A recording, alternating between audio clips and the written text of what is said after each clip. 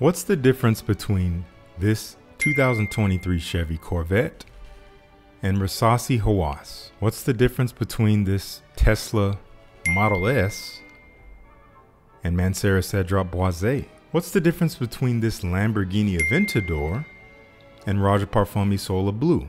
Obviously, there are too many differences to count. The only thing these pairs have in common is that they are luxury items and they both have glass and liquid components, but their functions and operations are incomparable at best. However, there is this way of thought in this community where fragrances are treated in the same way as automobiles. What do I mean by this? Well, if it's not already obvious, we're talking about the trendiest element in all of FragCom, performance. Now, it's no secret that cars are created to perform to varying degrees. Obviously, a Toyota Yaris will leave some to be desired when put next to an Audi R8, but nonetheless, even the Yaris's performance attributes can be quantified. Here are the technical features for the 2023 Toyota Yaris Y. 1.3 liter engine, 4-cylinder, max output of 97 horsepower, 6,000 RPM, max torque of 122 Newton meters, 4,200 RPM, continuously variable transmission, also called a CVT, with manual sequential mode, fuel efficiency 22.4 kilometers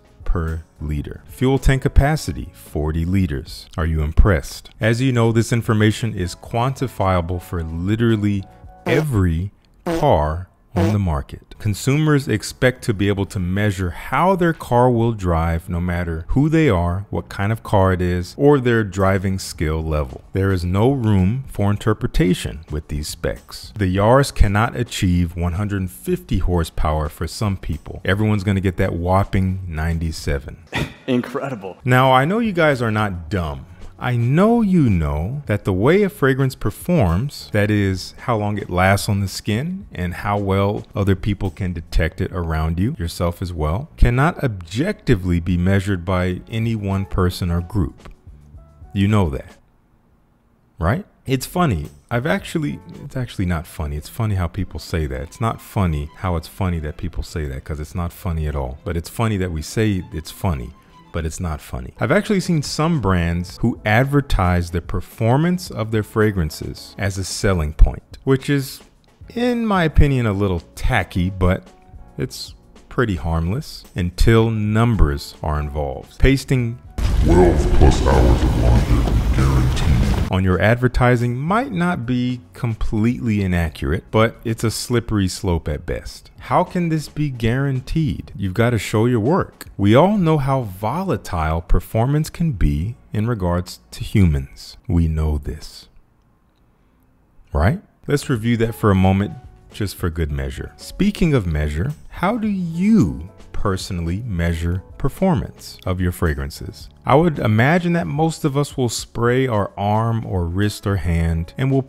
periodically bring that sprayed surface up to our nose to sniff it and gauge the presence of the aroma. Reasonable, right? Well, let's consider this. It's not necessarily intended for our olfactory to detect single stimuli for a long period of time. Not saying it's impossible, but we're not built for that. Evolutionarily, it just doesn't make sense. We are hardwired for survival. If a scent does not signal a sign of danger, the presence of a suitable mate, or possible nourishment, then our brain is very likely to dampen that signal because it's not urgent. So in some ways, it's kind of miraculous that you can detect a fragrance on your body for 12 plus hours. Kind of cool. I'm glad it's the case, but it's really special. Easy to take it for granted. So if you're smelling your fragrances up close on your skin and you think they're waning in strength, it's possible that you simply may not be detecting them as strongly as it actually is. Especially if you're shoving it up your nose every 5 minutes. If you're someone who likes to test your fragrances in this way, I'm not exempt from this. I do this from time to time. In my opinion, you're better off doing your testing with full body wearings, where the fragrance is not overwhelming you by doing this. This is tied to the fact that there is a difference between the integrity of a scent and for how long we can detect it. This is such a crucial difference, and the more you can keep this at the forefront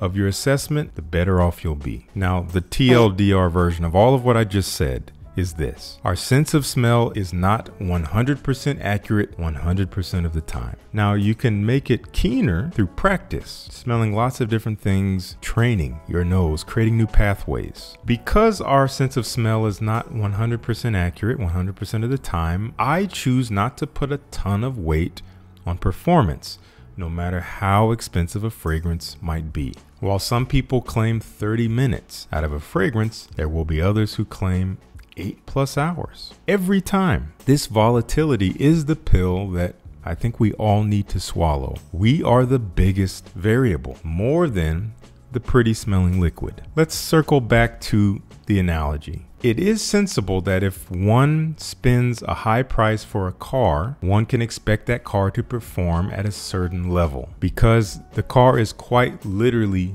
built to deliver that promise, down to the maximum speed and for how long it can go on a fuel tank. But when you drive your car, there remains a severance between you and the vehicle. Sure, your external status can be surmised based on the kind of car you drive, because it's a highly visible object. The same could be said for your clothing or your home. Once you spray on your fragrance, it literally disappears. It's invisible unless you stain your shirt. Watch out for those dark juices, guys. As a result, when you spray on your fragrance, you become the product. Once that fragrance leaves the bottle, there's quite a difference between someone coming up to you and saying, "Wow, your fragrance smells great," or "Wow, you smell great." The average person is going to tell you that you smell really good.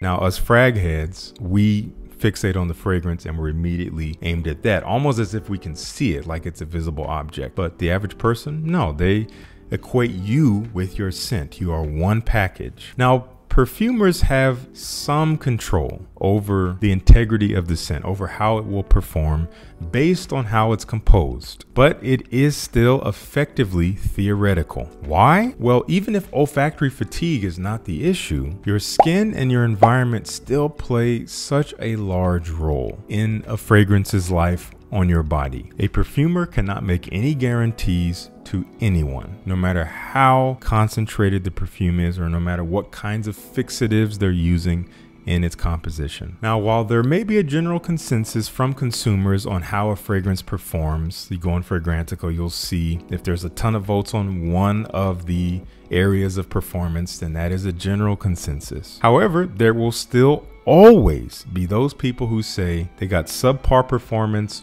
or that they had to literally scrub it off because it wouldn't go away. All this to say, if a fragrance does not perform to your standards or expectations and it is irreconcilable, then there's little you can do to change that, and you might as well just move on. But if you feel compelled to complain, you're completely entitled to do so, and your complaint is valid. But remember that your experience is not universal. So instead of claiming that Creed Royal Oud is a weak fragrance and doesn't last, I say Creed Royal Oud doesn't last very long on me, but perhaps it performs better for others. I see lots of comments and messages all the time saying something to the effect of, "Man, these brands, they're just robbing us. They need to make their fragrances stronger if they're going to charge these prices." Now, are there some brands that intentionally formulate their fragrances to be lighter so that the consumer has to repurchase more often? Maybe. There's no empirical evidence of it. All we can do is speculate and theorize. Regardless, the best way that you can avoid disappointment in this hobby is to avoid blind buying full bottles that you saw some reviewer, even myself, say was amazing. This will sound harsh, so bear with me. But in this fragrance hobby, and perhaps in any hobby ever, if you are upset by a fragrance purchase, it is completely your fault. You willingly spent your money with no gun to your head, but also with no absolute guarantee that the fragrance would do what you hoped or anticipated. But you couldn't have heeded a guarantee because there are none in perfumery. So sample first and wear what you love, no matter the horsepower. Let me know what you think down in the comments, and thank you so much for tuning in. Peace. I'll see you in the next one.